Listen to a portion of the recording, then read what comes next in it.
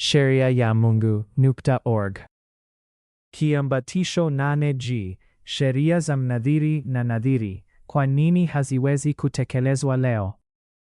Sheria za nadhiri, ikiwemo nadhiri ya mnadhiri, zinaonyesha kwa uwazi jinsi amri fulani za Torati zinavyotegemea kwa kina mfumo wa hekalu uliowekwa na Mungu. Kwa kuwa hekalu, madhabahu na ukuhani wa Walawi vimeondolewa, nadhiri hizi haziwezi kukamilishwa leo. Majaribio ya kisasa ya kuiga au kuzifanya za kiroho, nadhiri hizi, hasa nadhiri ya mnadhiri, si utii, bali ni uibunifu wa kibinadamu. Sheria inafafanua nadhiri ni nini, zinaanzaje, zinaishaje, na jinsi zinavyopaswa kukamilishwa mbele za Mungu. Bila hekalu, hakuna nadhiri yoyote ya Torati inayoweza kutimizwa kama Mungu alivyoamuru. Kile sheria iliamuru kuhusu nadhiri. Sheria inachukulia nadhiri kwa uzito kamili. Mtu alipomwekea Mungu nadhiri, nadhiri hiyo ilikuwa wajibu wa lazima uliopaswa kutimizwa kikamilifu kama ilivyoahidiwa. Hesabu 30:1-2. Kumbukumbu la Torati 23:21-23. Mungu alionya kwamba kuchelewesha au kushindwa kutimiza nadhiri ni dhambi. Lakini utimilifu wa nadhiri haukuwa jambo la ndani au la kielelezo tu, ulihitaji vitendo, sadaka na ushiriki wa patakatifu pa Mungu.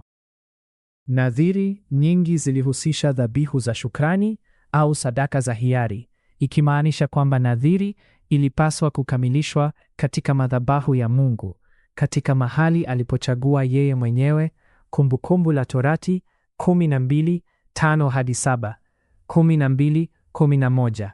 Bila madhabahu, hakuna nadhiri iliyoweza kuletwa kwenye ukamilifu. Nadhiri ya mnadhiri, sheria inayotegemea hekalu. Nadhiri ya mnadhiri ndio mfano wazi zaidi wa amri ambayo haiwezi kutekelezwa leo, ingawa baadhi ya matendo ya nje yanayohusishwa nayo bado yanaweza kuigwa. Hesabu 6 inaeleza nadhiri ya mnadhiri kwa undani, na sura hiyo inatofautisha wazi kati ya ishara za nje za kutengwa na masharti yanayofifanya nadhiri iwe halali mbele za Mungu. Ishara za nje zilihusisha kujitenga na divai na bidhaa zote za zabibu. Hesabu 6:3-4. Kuacha nywele zikue bila kunyoa kichwa. Hesabu 6:5. Kuepuka unajisi wa maiti. Hesabu 6:6-7. Lakini hakuna hata mojawapo ya matendo haya linalounda au kukamilisha nadhiri ya mnadhiri. Kulingana na sheria, nadhiri inakuwa kamili na inakubalika mbele za Mungu pale tu mtu anapoenda patakatifuni na kuwasilisha sadaka zilizoamriwa: sadaka ya kuteketezwa, sadaka ya dhambi, sadaka ya amani, sadaka ya unga na sadaka ya kinywaji. Dhabihu hizi ziliamriwa kama hitimisho la lazima la nadhiri. Hesabu 6:13-20. Mungu pia alihitaji sadaka za ziada endapo unajisi wa bahati mbaya ungejitokeza, jambo linaloonyesha kwamba nadhiri haiwezi kuendelea au kuanza upya bila mfumo wa hekalu. Hesabu 6:9-12. Hii ndiyo sababu nadhiri ya mnadhiri haiwezi kuwepo leo. Mtu anaweza kuiga baadhi ya matendo ya nje, lakini hawezi kuendelea wala kukamilisha nadhiri kama Mungu alivyoifafanua. Bila madhabahu, ukuhani na patakatifu, hakuna nadhiri ya mnadhiri, bali kuna kuiga kwa kibinadamu tu. Jinsi Israeli walivyotii. Waisraeli waaminifu waliotoa nadhiri ya mnadhiri walitii sheria tangu mwanzo hadi mwisho. Walijitenga katika siku za nadhiri, waliepuka unajisi, kisha waliinuka kwenda patakatifuni ili kukamilisha nadhiri kwa sadaka alizoamuru Mungu. Hata unajisi wa bahati mbaya ulihitaji sadaka maalum ili kuanza upya nadhiri. Hesabu 6:9 hadi 12. Hakuna Mwisraeli aliyewahi kukamilisha nadhiri ya mnadhiri katika sinagogi ya kijiji, nyumba binafsi au sherehe ya kielelezo. Ilipaswa kufanywa katika patakatifu alipochagua Mungu. Hali hiyo hiyo ilitumika kwa nadhiri nyingine. Utimilifu ulihitaji dhabihu, na dhabihu zilihitaji hekalu. Kwa nini nadhiri hizi haziwezi kutekelezwa leo? Nadhiri ya mnadhiri na kila nadhiri ya Torati inayohitaji sadaka haiwezi kukamilishwa leo kwa sababu madhabahu ya Mungu hayapo tena. Hekalu limeondolewa. Ukuhani hauhudumii. Patakatifu halipo. Na bila vitu hivi, tendo la mwisho na la lazima la nadhiri haliwezi kutokea. Torati hairuhusu nadhiri ya mnadhiri imalizwe kiroho bila sadaka. Hairuhusu walimu wa kisasa kuunda hitimisho za kielelezo, sherehe mbadala au tafsiri binafsi. Mungu alifafanua jinsi nadhiri inavyopaswa kuisha, na yeye ndiye aliyeondoa njia ya utii. Kwa sababu hii, hakuna mtu leo anayeweza kutoa nadhiri ya mnadhiri kulingana na Torati. Hakuna nadhiri inayohusisha sadaka inayoweza kutimizwa leo. Kujaribu kuiga nadhiri hizi kwa njia ya kielelezo si utii. Sheria hizi ni za milele, lakini utii hauwezekani mpaka Mungu arejeshe hekalu. Yesu hakuzifuta sheria hizi. Yesu hakuwahi kufuta sheria za nadhiri.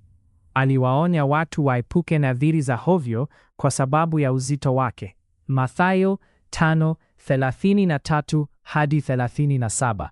Lakini hakuwahi kuondoa hata sharti moja lililoandikwa katika Hesabu au Kumbukumbu la Torati. Hakuwahi kuambia wanafunzi wake kwamba nadhiri ya mnadhiri imepitwa na wakati au kwamba nadhiri hazihitaji tena patakatifu. Paulo kunyoa kichwa chake, Matendo 18:18, na kushiriki gharama za utakaso Yerusalemu, Matendo 21:23 hadi 24, kunathibitisha kwamba Yesu hakuzifuta sheria za nadhiri, na kwamba kabla ya uharibifu wa hekalu, Waisraeli waliendelea kutimiza nadhiri zao kikamilifu kama Torati ilivyoamuru. Paulo hakukamilisha chochote kwa siri au katika sinagogi. Alienda Yerusalemu, hekaluni na kwenye madhabahu, kwa sababu sheria ilifafanua mahali nadhiri inapaswa kukamilishwa. Torati ndiyo inayofafanua nadhiri ya mnadhiri ni nini, na kulingana na Torati, hakuna nadhiri inayoweza kutimizwa bila sadaka katika patakatifu pa Mungu. Utii wa kielelezo ni uasi. Kama ilivyo kwa dhabihu, sikukuu, zaka na sheria za utakaso, kuondolewa kwa hekalu kunatulazimisha kuziheshimu sheria hizi, si kwa kubuni mbadala, bali kwa kukataa kudai utii pale ambapo utii hauwezekani. Kuiga nadhiri ya mnadhiri leo kwa kukuza nywele, kujiepusha na divai au kuepuka mazishi si utii. Ni tendo la kielelezo lililokatika na amri halisi alizotoa Mungu. Bila sadaka katika patakatifu, nadhiri hiyo ni batili tangu mwanzo. Mungu hakubali utii wa kielelezo. Mwabudu anayemcha Mungu habuni mbadala za hekalu au madhabahu. Anaiheshimu sheria kwa kutambua mipaka aliyoweka Mungu mwenyewe. Tunatii kinachoweza kutiiwa na tunaheshimu kisichoweza. Nadhiri ya mnadhiri ni takatifu. Nadhiri kwa ujumla ni takatifu. Hakuna mojawapo ya sheria hizi iliyofutwa, na hakuna chochote katika Torati kinachodokeza kwamba zingebadilishwa siku moja na desturi za kielelezo au nia za ndani. Lakini Mungu aliondoa hekalu. Kwa hiyo, hatuwezi kukamilisha nadhiri ya mnadhiri. Hatuwezi kukamilisha nadhiri zinazohitaji sadaka. Tunaziheshimu sheria hizi kwa kutodai kuzitimiza kwa njia ya kielelezo.